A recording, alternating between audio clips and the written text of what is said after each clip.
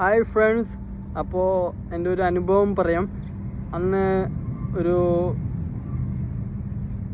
ആദ്യമായിട്ട് ജോലിക്ക് കയറിയ ദിവസം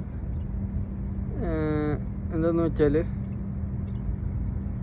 ഞാൻ ആദ്യം സ്റ്റോറിലായിരുന്നു എൻ്റെ ജോലി. സ്റ്റോറിൽ ലോഡിങ്ങും പിന്നെ അവരെ സഹായിക്കലും പിന്നെ അടിച്ചു വാരലും ഒക്കെ ഒരു ബ്ലൂ കോളർ ജോബായിരുന്നു ആദ്യം കിട്ടിയിരുന്നത്.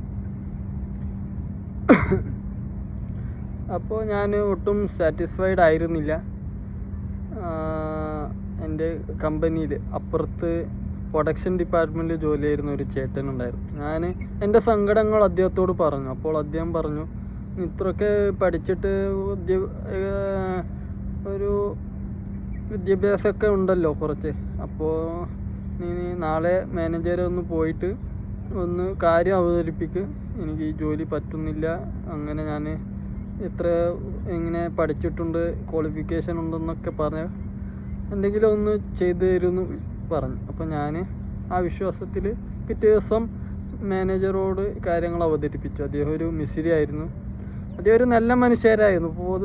പുറത്തുനിന്ന് വളരെ ഗൗരവം ആണെങ്കിലും ആള് പൊതുവെ ശാന്തനായിരുന്നു.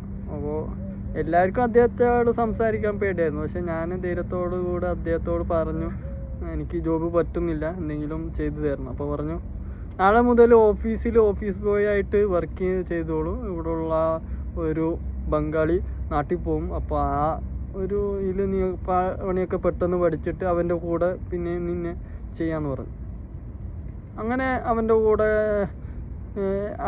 ഒരു നല്ല പയ്യനായിരുന്നു, ഒരു ബംഗാളി, നല്ല ഹൈറ്റ് കുറഞ്ഞിട്ട്. അവൻ്റെ പേര് ഇസ്ലാം എന്നായിരുന്നു. അപ്പോൾ അവന് എന്നെ എല്ലാ കാര്യങ്ങളും പഠിപ്പിച്ചു തന്നു.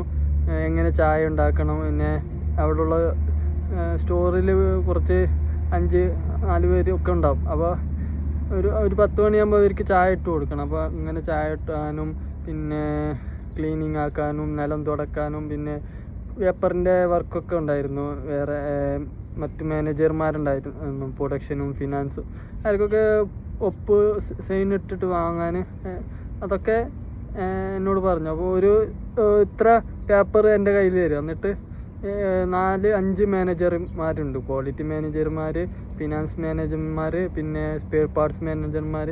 അപ്പോൾ എൻ്റെ ഈ വിരലുകളിൽ അവന് പേപ്പർ, ഇത് നീ ഫിനാൻസ് മാനേജർക്ക് കൊടുക്കണം, ഇത് ക്വാളിറ്റി മാനേജർക്ക് കൊടുക്കണം, അങ്ങനെ എന്നെ കാര്യങ്ങൾ രസകരമായി പഠിപ്പിച്ചു തന്നു.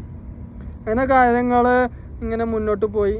അപ്പോൾ ഒരു ദിവസം ഞാൻ ബസ്സിൽ പോകുമ്പോൾ, എനിക്ക് അന്ന് ഹിന്ദിയൊന്നും അങ്ങനെ അറിഞ്ഞ് കൂടായിരുന്നു. അപ്പോൾ സ്റ്റോറിലിരിക്കുന്ന അവിടെ ഇരിക്കുന്ന ഒരാൾ ഹിന്ദിയിൽ അവൻ്റെ കൂടെ ഇരിക്കുന്ന കൂട്ടുകാരനോട് ഇങ്ങനെ പറഞ്ഞു, ഇവൻ വന്നിട്ട് ആകെ ഒരാഴ്ച ആയുള്ളൂ, അവന് സ്റ്റോറിൽ നിന്ന് നേരെ ഓഫീസ് ബോയ് ആയിട്ട് സ്ഥാനക്കയറ്റം കിട്ടി, പക്ഷെ നമ്മൾ 2 വർഷമായിട്ടും ഒന്നും കിട്ടിയിട്ടില്ല, അവന് അങ്ങനെയാണ്. അപ്പോൾ എനിക്കത് മനസ്സിലായി പെട്ടെന്ന്. അത് എൻ്റെ മനസ്സിൽ വല്ലാത്ത കുത്തലേക്കും പോലെയായി, വല്ലാത്ത നോവായി. നമ്മളൊരു തെറ്റും ചെയ്തില്ലല്ലോ, നമ്മൾ ഉള്ള കാര്യങ്ങൾ പറഞ്ഞു, അത് എൻ്റെ തെറ്റ് ഇല്ലല്ലോ. പക്ഷെ എന്നിരുന്നാലും എനിക്ക് വേദനിച്ചു. പക്ഷേ അങ്ങനെ ഒരു സംഭവം ഉണ്ടായി. അപ്പോൾ പിന്നെ ഞാൻ അവിടെ നിന്ന് കാര്യങ്ങളൊക്കെ പറഞ്ഞ് ഇതാക്കി